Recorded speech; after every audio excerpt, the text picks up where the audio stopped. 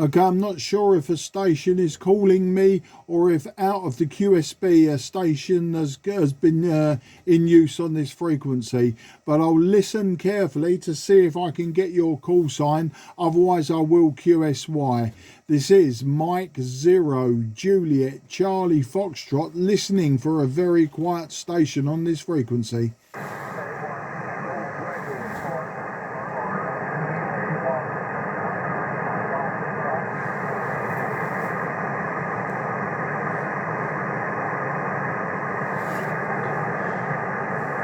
Okay, the station calling Mike 0 Juliet Charlie Foxtrot. Your report really is just a 2 and 2. Your report is a 2 and 2. Very, very difficult to hear you. I know someone's there, and I do believe that you called my call sign. So I'll listen one more time, but your signal is just far too low at this moment in time. But for your information, my name is Mark. That's Mike Alpha Romeo Kilo. I'm 15 miles southeast of the city of London, and today just using a 5/8 wave vertical antenna. So listening one more time for the station calling me, and hopefully I can get you in the logbook, but apologies if it doesn't happen today. M0JCF is listening.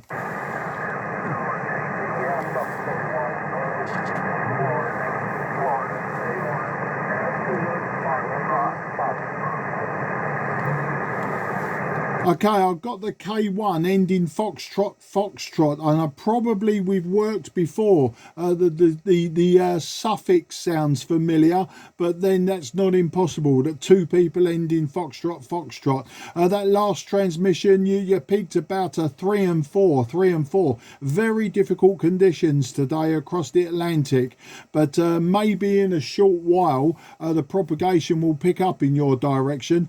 I'm transmitting with 100 watts today out of an old Yaesu Fox Tango 757 Golf X-ray, a radio that I've only had less than a week, so it's not a new radio to me. I've had many 757s, but this particular model is. I've only had this one a week, and I'm just trying to iron out any problems I may have with it. So I believe it's you're a Kilo station, and possibly Kilo 1, but ending Foxtrot. This is M0 JCF listening again.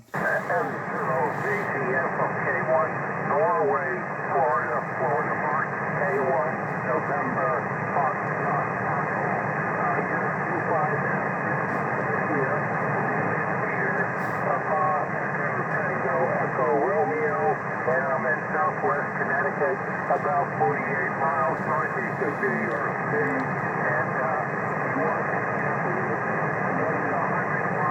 with a inverted V antenna, nothing special. M0JCF, K1, Norway, Florida. Yeah, Kilo 1, November, Florida. Peter, Southwest Connecticut.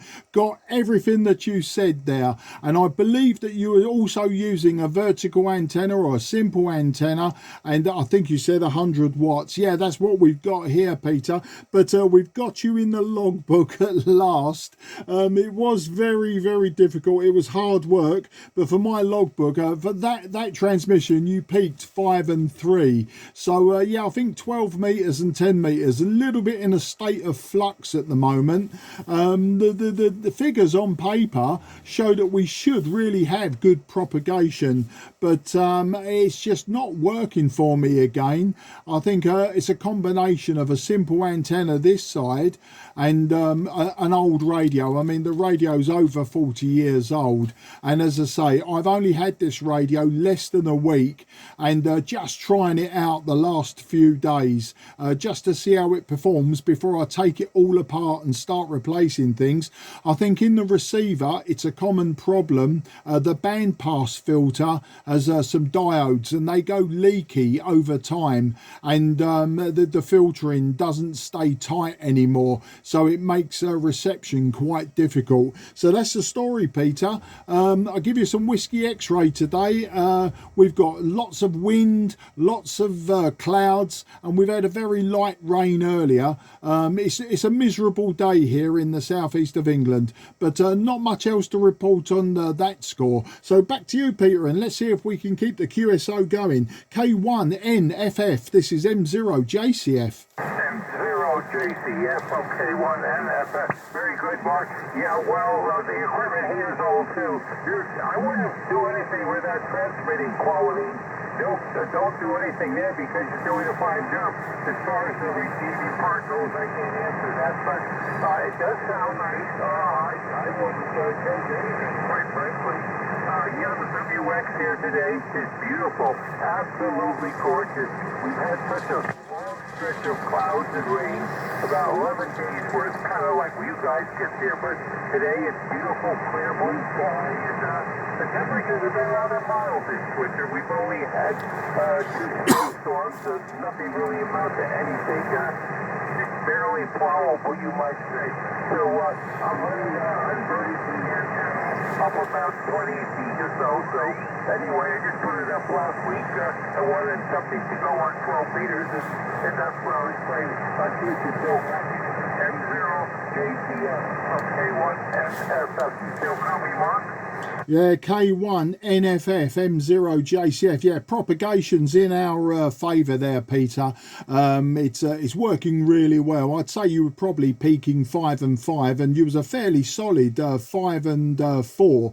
I think if your signal strength drops on this particular meter, if it drops below 3, then that's where I struggle to sort of hear you, and your readability drops off. But your vertical at 20 feet is working really well. I'm just wondering if it was commercial or if it was a home brew specifically for 12 meters. My one is commercial. I bought it years and years ago. It's made by High Gain, and it's the Venom 5/8 wave. So it's just a classic old CB radio silver rod. 5/8 wave silver rod, you know, very, very popular in the 80s here in the UK, but they're also very cheap. I think I paid about 35 UK pounds, probably, you know, less than 40 US dollars some years ago. And, you know, I'm very pleased with the way that it performs on 12 meters. It is tuned for 10. I did shorten it for 10, and on 12 meters, on this particular radio, I'm using the Fox Charlie 757 Alpha Tango. So it's the Yaesu auto tuner that actually goes with this radio, and it seems to match it very well. I was looking at the SWR, and it was running about 1.2 to 1, something like that, on 12 meters. Admittedly, that's not what it would be at the feed point, you know. It's going to be different up there. But yeah, I'm happy. We're putting out 100 watts on 12 meters, and it's working remarkably well. So I think at the base of my antenna is only about 20, maybe 25 feet up. So you know, the radiation angle on these antennas is quite good as well to the horizon. But no, your signal's picked up. You're quite solid. Of course, I've now spoken for a long time, and probably you've lost me completely. We don't know. Just wondering then, is it homebrew or is that a commercial 12 meter vertical? Back to you. K1NFF, this is M0JCF. M0JCF, okay, Mark, copy your whole fine, no problem at all. It's a whole row thing. I just had some extra wire and some extra coax, and I just connected the old way, you know, soldered one end to one side and the ground to the other, and hold it up and see if it's working. I'm thinking about getting another type of antenna, but I have a little bit of a problem here. Not a big problem, but you know, just running enough coax around, so running out, and it's been quite wet here, very, very wet, you might say, in the last year. I think the coax may be getting a little waterlogged, I don't know. Anyway, if it works, I'm just going to keep it up. You know, it's the old saying goes, if it's not broken, don't fix it. Actually, this antenna turns up quite well at 21 meters, too. So maybe I'll keep it, see how things go. Well, anyway, you know, some of this old equipment isn't that bad, really. This thing here is about maybe 20 years old. I have a old Kenwood TS-830S, which is 44 years old, and occasionally I put that on the end, and it does very well. It's still the original tube. It puts out about 110 watts, and so when I go on my deck out here in the summertime, I usually take that with me and hook up an antenna. So anyway, I don't know if you're still copying M0JCF from K1 Norway, Florida, Florida. Yeah, K1 Norway, Florida, Florida, Mike 0, Juliet, Charlie, Foxtrot returning. Actually, Peter, fantastic quality of signal from you. I say it's always been a solid 5 and 5 to 5 and 4. You know, occasionally I say it drops to around Santiago 3, and but still, actually, perfectly readable. And you know what? You're a man after my own heart. The TS-830S, what a fantastic radio. I've got one. I've actually got one. It needs some work. This time last year, it decided to drop from over 100 watts down to 10 watts.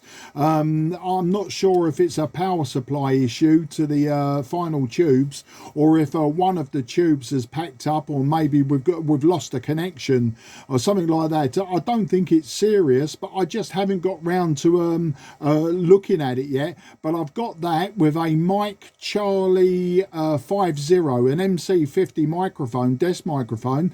I also have the 230, the AT230 manual tuner with it.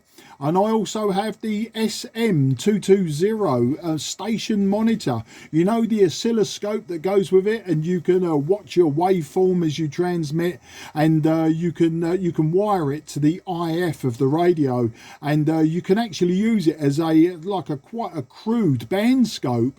And I haven't got round to that yet. But yeah, do you know what? I wanted one of those radios back in the early 80s, and they were way out of the price range. And then when I become a licensed ham, I wanted one, and they were still really expensive because they're very sought after. And one just came up last year, the beginning of last year, from a club member, my radio club, and yeah, it was the full kit and caboodle. The only thing that I'm missing is the external VFO. I would like an external VFO so I can work split with it.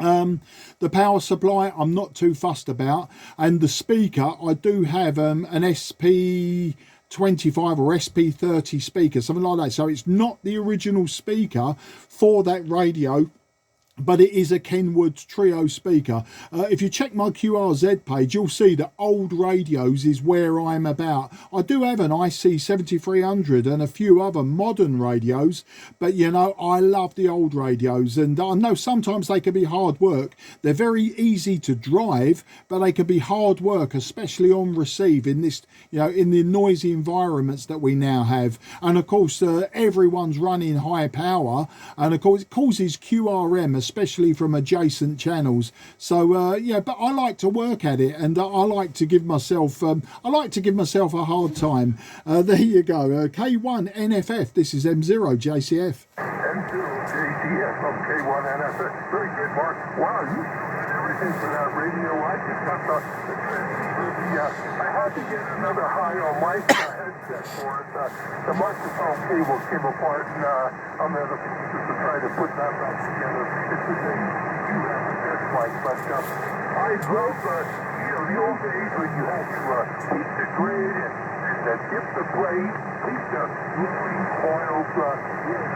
Nice to be able to do that, and probably, those tanks are getting fairly confusing, so I bet you probably do a pretty good job on the antenna that you have now, if you have somewhat a low SWR.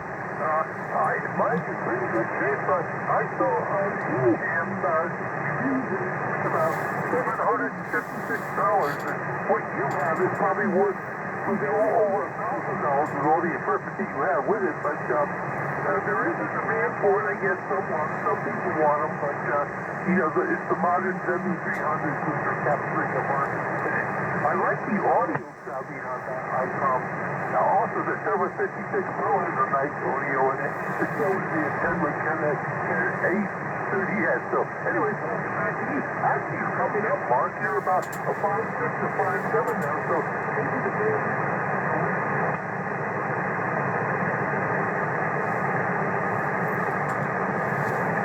M0DCF, K1 Norway, Florida, Florida. Yeah, K1NFFM0JCF. Okay, Peter. Yeah, they are fantastic radios. As I say, I'm going to make you cry now because my TS830S with the manual tuner, that cost me in dollars probably about $270 last year. That was a fantastic deal. And then I bought the station monitor for about $80. So you know, it was absolutely a fantastic steal. As I say, if I could get the external VFO for a good price, then I'll be really happy. I do have an external VFO for my TS520S, and bear with me, sorry, dropped the microphone. I do have the external VFO for the 520, and I'm just not tried it, but there's every possibility that would work. So I may try that at some time, but as I say, I've got to get inside the radio first. But yeah, it's fantastic. And as you was telling me that my signal was coming up to sort of 5 and 7, yours really did sink to sort of 5 and 3. And just as you was telling me that, you dipped to about a 3 and 1. So yeah, the propagation's changing, but I think you know, for the best part of what we're looking at now, 12-13 minutes, you know, it held up very well. I didn't expect when you called in and it was difficult to get your call sign that we was going to have such a stable QSO. But yeah, really fantastic. Back to you. Yeah, okay, good. What other bands do you normally operate on? Sometimes on point. It's nothing special as far as the antennas go.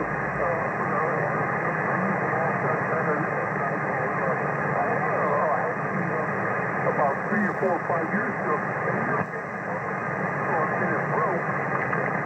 I'm not really sure how things will hold up. You'll get it. It's so unpredictable. The weather goes down. You can get microbursts up to 50 or 60 miles an hour. And that's what happened. It's whole antenna mass down to the ground, and really got to put it up again. But sometimes, you almost like the dipoles with slopers. I like to play around with it. It's not hard to do. It's to the point now with the weather. But as we said, we had a winter here. I was the 98 day now.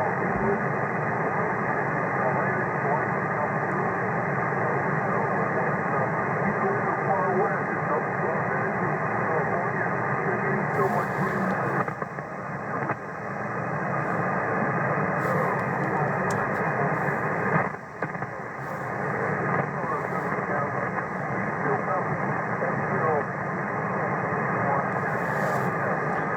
Yeah, Kilo 1 November Foxtrot Mike 0 Juliet Charlie Fox returning. Okay, Peter, that last over, I know you was giving me some sort of weather type of information and maybe some antenna information, but I'd say at best you peaked a 3 and 2. You peaked a 3 and 2. Very, very difficult to hear you. I've got about a Santiago 1 or 2 of noise. I've got some builders across the road from me. I think they're using power tools, very noisy power tools, and there was some noise there, and your signal was sort of in that noise. So I sort of missed what you were saying, but rather than have you repeat it and me struggle again, I'm sure propagation will change all afternoon. I'm going to call it a day now. I'm actually going to go QRT, just go and grab myself a cup of coffee, and but you'll find me quite often, Peter, on 12 meters, more so than 10 meters. I do go on 10 meters, but you'll find me CQing at the top end, as we are now at the top end of the 12 meter band. So you know, always drop in and say hello. It doesn't matter how many times I've worked you. I think you know, I think more than just technical chat backwards and forwards. Sometimes with ham radio, you just like to have that transatlantic conversation. Me and my wife are quite often visitors to the USA, and we really do like the place. So you can see I'm always very, very happy to have a rapport with people across the pond, and I'm happy to just have the conversations day after day with the same people. It's not a problem. I'm not a unique DX hunter per se. I'll talk to anyone, everywhere, anytime. But on that note, I wish you very best 73, Peter, and as I say, we'll pick up the conversation another time, and you can repeat then what you said. As I say, I don't want to drive you mad by keep telling you you're just a 3 and 2, a 3 and 2, and I can't hear what you're saying. I sort of get the gist, but I can't reply properly without really knowing everything that you've said. So on that note, I say 73 to you and yours. Really do appreciate you coming in, and it's been a fantastic 15-20 minute QSO with you. So all the very best, and I'll say bye bye for now, and I'll listen to see if we can get some finals from you. K1 NFF, this is M0 JCF.